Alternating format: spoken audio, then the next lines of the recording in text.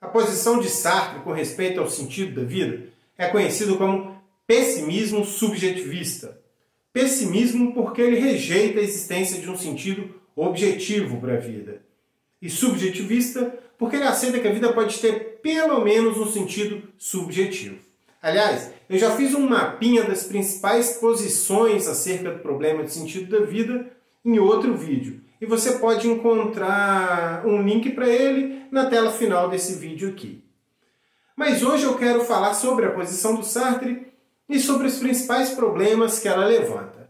Quer saber mais sobre isso? Então assiste esse vídeo. Meu nome é Sérgio Salles, sou doutor em filosofia pelo programa de pós-graduação Lógica e Metafísica da UFRJ e vim aqui para conversar com vocês sobre filosofia. Em O Existencialismo é um Humanismo, texto no qual eu vou basear essa apresentação de hoje, o Sartre declara explicitamente qual a posição dele acerca do sentido da vida. Ele diz o seguinte: argumentarei dizendo que lamento muito que assim seja, mas, já que eliminamos Deus, nosso Senhor, alguém terá de inventar os valores. Temos que encarar as coisas como elas são.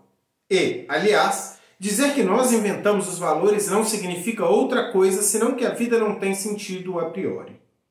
Antes de alguém viver, a vida, em si mesma, nada não é nada. É quem a vive quem deve dar-lhe um sentido. E o valor nada mais é do que esse sentido escolhido. É uma posição bem interessante. Mas para entender essa posição corretamente, a gente precisa passar por pelo menos 3 temas. Então a gente vai fazer um breve passeio aqui sobre o pensamento de Sartre acerca de 3 tópicos. São eles: Deus, existencialismo e valor. Ao entender pelo menos o básico do pensamento de Sartre sobre esses 3 temas, a gente vai conseguir entender bem o que exatamente Sartre está defendendo acerca do sentido da vida e os problemas que a perspectiva dele levanta. Para entender o básico do que Sartre pensa sobre Deus, basta você entender o seguinte: Deus não existe. É exatamente isso. Sartre acredita que Deus não existe e toma isso como ponto de partida em vários trabalhos dele. Na verdade, mesmo se tomar a obra do Sartre como um todo, ele não lá gastou muito tempo argumentando a favor de que Deus não existe, não. Esse é mais um ponto de partida dele do que algo para o qual ele argumenta. Não é que ele não argumente. Por exemplo, num trabalho clássico dele, e também muito difícil de ler, O Ser e o Nada, ele desenvolve alguns interessantes argumentos a favor, por exemplo, de que o conceito de Deus é especialmente problemático ou até mesmo incoerente. Mas a gente não precisa entrar nessa discussão que é extremamente difícil e que só vai servir para complicar a nossa vida aqui. Então basta para você entender o primeiro ponto sobre Sartre, conceder a ele o seguinte: que Deus não existe. Claro, se você acredita em Deus, se você é um teísta, você já não vai ter razão para aceitar o que Sartre tem a dizer sobre o sentido da vida. Mas isso não te impede de apreciar a teoria dele, não. Então vamos fazer aqui o seguinte exercício comigo. Você e eu vamos conceder a ele que Deus não existe e vamos ver até onde ele consegue ir com essa suposição. Passemos então ao segundo elemento: existencialismo. O existencialismo é, na verdade, uma família de teorias que engloba perspectivas muito diferentes umas das outras. Hoje eu estou preocupado exclusivamente com como Sartre entendeu o existencialismo, então esse vai ser o nosso foco aqui. De acordo com Sartre, o existencialismo pode ser resumido na seguinte máxima: existência precede a essência. E uma vez mais, o ateísmo dele aqui vai ter importância para a gente entender o que exatamente isso significa. Comece considerando situações nas quais um objeto é criado por um ser inteligente. Imagina, por exemplo, que eu esteja nesse momento criando o grampeador. Não existem grampeadores e eu vou ser o inventor do grampeador. A primeira coisa que eu vou fazer, é claro, é começar a idealizar que tipo de objeto eu quero criar. Eu quero um objeto que me permita juntar as folhas, mas que seja mais permanente, talvez, do que um clips, né? E que não seja cola. Talvez eu queira usar hastes de metal para pregar as folhas, eu quero que ele seja automático, enfim, eu vou pensando no conjunto de funções que eu quero para esse objeto, no conjunto de propriedades que eu quero que ele tenha e etc. Eu vou formando um conceito do objeto antes mesmo de haver qualquer objeto que satisfaça aquele conceito. Eu vou tendo em mente uma pré-definição daquele objeto. O que acontece então nesse caso? Nesse caso, No caso do grampeador, por exemplo, a essência do grampeador precede a existência dele. Por quê? Porque existe já um conceito de grampeador, uma definição de grampeador, uma natureza do grampeador, mesmo antes de existir qualquer grampeador no mundo. Quando um objeto vem à existência, a gente então analisa, decide se ele é um grampeador ou não, de acordo com se ele satisfaz ou não aquela definição que já existe. Então, no caso do grampeador, a essência do objeto precede a existência do objeto. Agora, Sartre está convencido de que os teístas, aqueles que acreditam na existência de Deus, veem o ser humano da mesma forma, de uma forma similar, tá, ao grampeador do nosso exemplo. Qual que seria, de acordo com ele, a imagem cristã? A imagem cristã, então, é de um ser inteligente, Deus, que antes de criar o ser humano, formou um conceito de ser humano na cabeça, formou uma definição, uma natureza humana na cabeça e depois criou o ser humano. Se isso for verdade, então, a essência do ser humano precede a existência dele. Antes de nós virmos a existir o mundo, já havia uma natureza humana, um conceito de ser humano, uma essência humana. É claro, uma vez que Sartre rejeita a existência de Deus, ele pensa que a gente deve também rejeitar essa imagem. E ele acredita que isso nos compromete com a tese de que não há uma natureza humana, não há um conceito de humano, nem nada disso. Ou seja, nós estamos jogados aqui no mundo sem uma pré-definição do que é para gente ser humano, sem uma natureza humana pré-existente ou qualquer coisa desse tipo. Nós primeiro existimos e depois temos de determinar uma natureza para nós próprios. E cabe a cada indivíduo determinar aquilo que ele vai se tornar. Cada indivíduo é inteiramente responsável por determinar o que ele vai se tornar e que tipo de imagem do que é o ser humano ele vai adotar ou qualquer coisa desse tipo. Isso aqui tem a ver com a tese da liberdade radical que o Sartre defende, mas a gente não precisa se aprofundar nela, não. Depois eu vou fazer um vídeo exclusivamente sobre ela. Nosso objetivo aqui é discutir a tese dele de sentido da vida. Bom, então o que acontece? Sartre pensa que ao rejeitar a imagem teísta do mundo, a gente deveria aceitar que no caso do homem ocorre o oposto do que ocorre no caso do grampeador. O homem primeiro existe, depois ele tem uma natureza. A existência do homem, do ser humano, precede a essência do ser humano. Isso é bastante claro, os exemplos que ele dão são bastante claros, imagino que não haja uma grande dificuldade de entender isso. Mas vale a pena notar que essa perspectiva levanta alguns problemas. Tá? A primeira delas é que ela é um pouco, digamos, anacrônica. O Sartre pensa que tentar rejeitar o teísmo, né, a ideia de que Deus existe, e manter a ideia de uma natureza humana não seria plausível. Ele acredita que as pessoas que rejeitam o teísmo, mas mantêm-se acreditando no que existe uma natureza humana, estão, na verdade, concedendo demais ao teísmo ou estão tendo um pensamento meio que teísta disfarçado ou algo assim. Isso é meio anacrônico porque o Sartre parece estar pensando que a ideia de natureza humana é um produto do teísmo. E isso não é verdade, mais especificamente um produto do cristianismo. E isso não é verdade.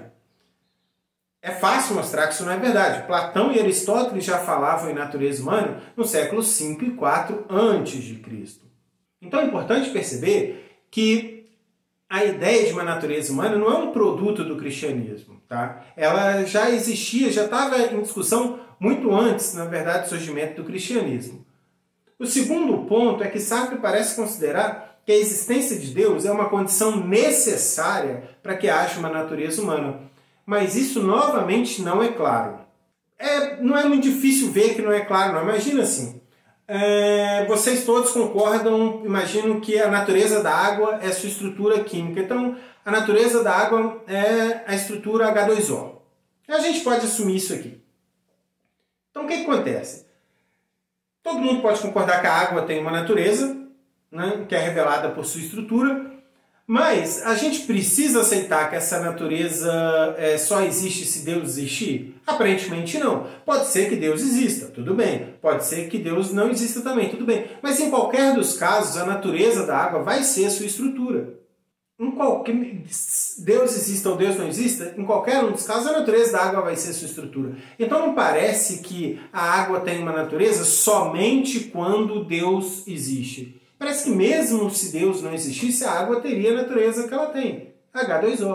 O mesmo pode ser dito, aqui, o mesmo pode ser dito, alguém poderia tentar dizer o mesmo acerca do ser humano. Alguém pode dizer, olha, não, existe uma natureza humana, existe um conceito de humano, e esse conceito existe independentemente de Deus existir ou não. Não é muito claro por que a gente deveria aceitar a imagem de Sartre, que para haver uma natureza humana tem de haver um ser inteligente antes que formou um conceito em sua mente. Assim como não é necessária a existência de um ser inteligente que formou o conceito de água para que a natureza da água seja H2O, aparentemente não seria necessário a existência de um ser inteligente para que haja uma natureza humana. Eu não estou dizendo aqui que o Sartre está errado, que a gente deve rejeitar a tese dele ou qualquer coisa do tipo. Estou dizendo que o argumento dele levanta certas dúvidas, deixa certas coisas em aberto e isso vale a pena notar, vale a pena ficar de olho nisso aí. O terceiro elemento que a gente precisa entender para entender a tese do Sartre acerca do sentido da vida é o elemento do valor. A tese de Sartre acerca dos valores é bastante simples também, bastante direta, digamos assim. A ideia dele é de que não há valor objetivo. O que é valor objetivo? Quando a gente diz que algo tem valor objetivo, a gente está dizendo que esse algo tem o valor que tem, independentemente do que as pessoas pensam. Então eu posso dizer assim, alguém que acredita em valor objetivo pode dizer assim, por exemplo, fumar é ruim. Fumar é ruim, mesmo que todo mundo goste de fumar. Fumar é ruim mesmo que todo mundo pense que fumar seja bom. Quem acredita em valor objetivo pode dizer que algo é ruim, mesmo que todo mundo discorde dele, mesmo que todo mundo pense que é bom. Pode dizer que algo é bom, mesmo que todo mundo pense que é ruim. A educação é um bem, mesmo que a gente estiver num contexto onde todo mundo acha que a educação é mal, a educação vai ser um bem. Então quem acredita em valor objetivo, acredita que uma coisa pode ser boa ou má, independentemente do que as pessoas pensam. Sartre rejeita a existência de valores objetivos. Então ele acredita que o máximo que a gente pode dizer sobre valores são coisas do tipo eu gosto de X, Maria não gosta de X e etc. A gente pode gostar de uma coisa ou pode não gostar de uma coisa e é até aí que a gente pode ir. Nada é bom ou ruim independentemente do que nós pensamos, do que nós sentimos com relação a essa coisa. Então Sartre não aceita a existência de valor objetivo, aceita no máximo a existência de valor subjetivo. Aceita que nós possamos gostar ou desgostar das coisas, mas rejeita que qualquer coisa possa ser boa ou má, independentemente dos nossos gostos, crenças e etc. Tem um trecho em que ele declara de forma, novamente, bastante direta a sua rejeição do valor objetivo. Vale a pena a gente dar uma olhada nesse trecho, vai aparecer na tela de vocês aí agora. O existencialista, pelo contrário, pensa que é extremamente incômodo que Deus não exista, pois, junto com ele, desaparece toda e qualquer possibilidade de encontrar valores num céu inteligível. Não pode mais existir nenhum bem a priori, já que não existe uma consciência infinita e perfeita para pensá-lo.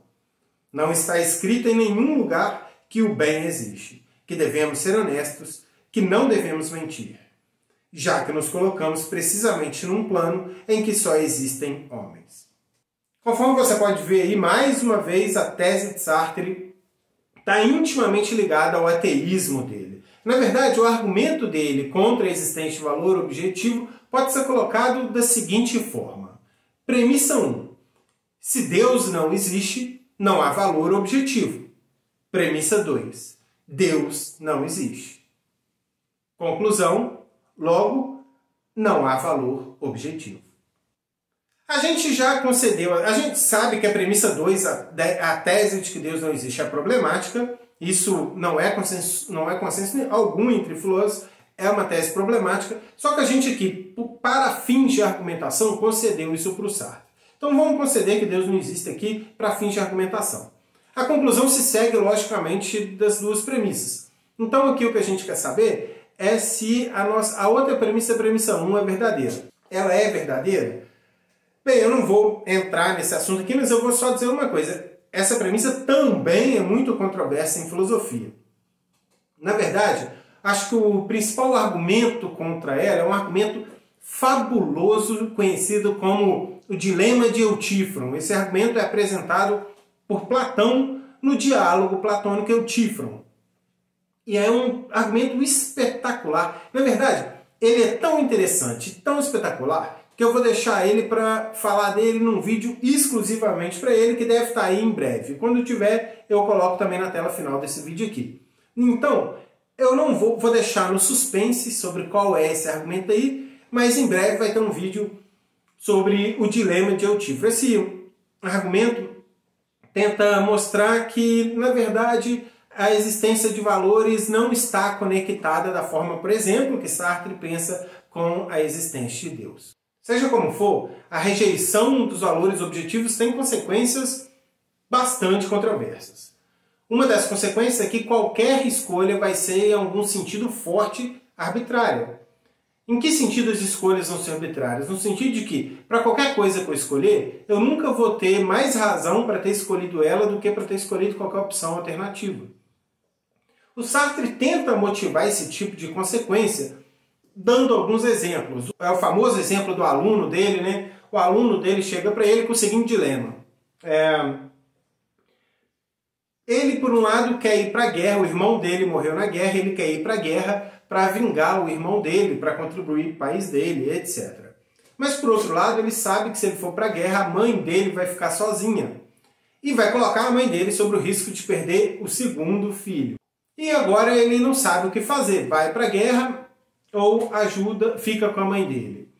E o Sartre, ao ressaltar esse exemplo, menciona que, olha, não há uma escolha que você possa dizer indubitavelmente essa é a melhor escolha, essa é a escolha correta. O aluno pode preferir uma opção, pode preferir outra, deve exercitar a sua liberdade para escolher qual que ele quer, ele está fadado a ser livre, ele vai ter de usar a liberdade dele, ele é responsável pela escolha dele, mas não há uma escolha que a gente possa dizer essa é a melhor do ponto de vista objetivo, essa é a melhor independentemente do que qualquer pessoa pense. Essa é objetivamente melhor do que a outra. Não me é claro mesmo que haja uma dessas opções aí, que qualquer uma dessas opções seja objetivamente melhor do que a outra. O problema aqui é que não basta o Sartre dar exemplos de casos favoráveis a ele. Ele também tem que lidar com os casos que são aparentemente desfavoráveis. E, para ser honesto, há pelo menos algumas centenas de milhares de exemplos desfavoráveis a ele. Vamos pensar num exemplo aqui. É fácil pensar, não? Vamos adaptar a partir dele. Imagine que no dia seguinte, chega um outro aluno para o Sartre e diz assim: ô professor, eu estou com um problema aqui, ó. Eu estou com dúvidas sobre se eu dou um soco na cara do João. O Sartre está lá, então, limpando o prêmio Nobel dele, quando ouve aquilo, como assim? Você está em dúvida sobre se vai dar um soco na cara do João? Que dúvida é essa? Qual que é a outra opção? Bom, professor, a outra opção é não dar o soco na cara de João. Mas que razão você tem para querer dar o soco na cara de João? Eu quero dar o soco na cara de João porque eu acho que João é feio e eu quero bater em pessoas feias. Mas, ao mesmo tempo, eu tenho dúvidas sobre se eu vou dar soco na cara de João porque eu tenho pena dele e não quero dar soco nele. Então, eu estou em dúvida. O que eu faço, professor? Agora, imagine que o Sartre responda dessa forma. Não há uma opção objetivamente melhor do que a outra. Faça a sua escolha e seja responsável por ela. Escolha livremente e seja inteiramente responsável pela sua escolha. Eu não posso aqui te dizer que uma delas é objetivamente melhor do que a outra. Agora o exemplo não ficou tão plausível, não é mesmo? Parece, ou pelo menos é argumentável, que a escolha de não dar o soco na cara do João é claramente melhor do que a outra escolha. Ela é objetivamente melhor do que a outra escolha. Se o aluno escolher dar o soco na cara de João, ele fez uma escolha que é ruim, mesmo que ele pense que é certa. Eu não estou dizendo aqui que eu estou certo, o Sartre está errado, não. Estou dizendo o seguinte, esse exemplo é um exemplo problemático para o Sartre. Não basta ele levar em conta os exemplos que são favoráveis a ele, ele tem de levar em conta os exemplos que são também desfavoráveis. A gente pode pensar em dezenas, centenas, milhares, etc., de exemplos desse tipo, eu deixo como exercício aí para vocês. Vocês conseguem pensar em outro exemplo que seria problemático? Se consegue, deixa aí nos comentários. Deixa aí se vocês, aliás, concordam com esses argumentos que eu estou apresentando aqui, esses problemas que eu estou apresentando para o Sartre. Então, se vocês acham que o Sartre tem algum meio de escapar. Aliás, esse último problema que eu coloquei, é um tema interessante até mesmo para pesquisa. Quem aí estuda filosofia e tem vontade de fazer pesquisa sobre existencialismo, na graduação, por exemplo, esse é um bom tema, até para mestrado e doutorado. Porque, na verdade, o Sartre, existe uma tensão entre o existencialismo do Sartre e filosofia moral. Porque, por um lado, o Sartre, a rejeição dos valores do Sartre impede que o Sartre faça prescrições ou recomendações. Como é que você recomenda que é algo melhor se você rejeita que existe um valor objetivo? E o Sartre, em algum momento de um ser e um nada, ele promete que vai, acho que é no final, ele promete que vai entregar futuramente um trabalho onde resolve questões morais, mas ele acaba nunca fazendo isso. O Sartre nunca resolveu a tensão que havia entre a filosofia dele e a filosofia moral. Ele, de fato, agora tem algumas coisas publicadas póstumamente, né, mas que ele não escreveu para ser publicado, ele não tinha considerado que aquilo lá estava terminado. Então a gente não tem um trabalho de Sartre tentando lidar com problemas morais da teoria dele. A gente não tem uma filosofia moral propriamente dita do existencialismo de Sartre. Isso é um bom tema para desenvolver, tentar desenvolver o existencialismo no formato de Sartre, lidando com esses problemas, explicando como ele escapa desses problemas, ou talvez explicando por que esses problemas não são realmente problemas, que querendo pagar o preço deles. Enfim, se são parênteses, vale a pena fazer uma pesquisa sobre esse tema, é um bom tema para se fazer uma pesquisa. O ponto, então, é apenas que, voltando aqui para o nosso assunto principal, o ponto, então, é apenas que existem exemplos problemáticos para a tese de que não há valor objetivo. Quem nega a existência de valor objetivo tem que lidar com alguns contra-exemplos bem problemáticos. Isso deu para a gente os 3 elementos centrais da tese do Sartre acerca do sentido da vida. Agora volte lá. Sartre está negando que a vida tem sentido?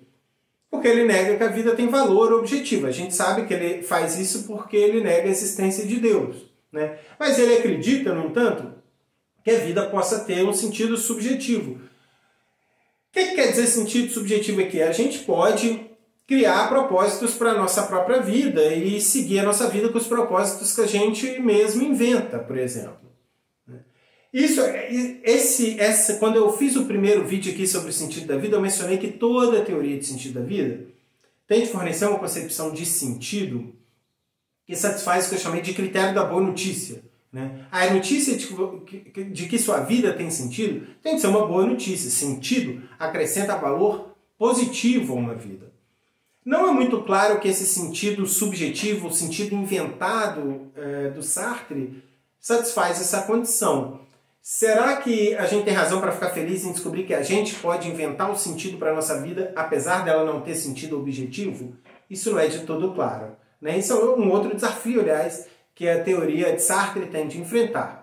Mas aqui a gente já tem os elementos básicos da teoria dele. Ele é um pessimista subjetivista, rejeita que a vida tenha sentido objetivo, porque rejeita que Deus exista e acha que isso implica que a vida não tem valor, então, mas aceita que a gente pode atribuir valor, a gente pode criar propósitos e etc. às coisas. Sempre o máximo que a gente pode fazer é a gente próprio valorar coisas. Mas lembre-se, a gente está valorando coisas que de fato não têm valor objetivo. E nesse processo a gente pode inventar um sentido para a nossa própria vida.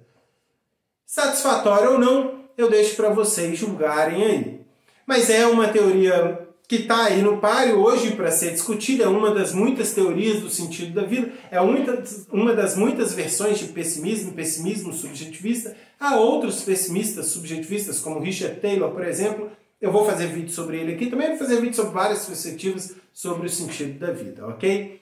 Bom, se você concorda ou discorda de mim, está livre para discutir nos comentários, desenvolver aí se você acha que os argumentos do Sartre são convincentes, se você acha que os problemas que eu apresentei aqui para a teoria dele podem ser contornados. E se você gostou desse vídeo, deixa o like, compartilha, se inscreve no canal e lembre-se que vem muito mais filosofia por aí.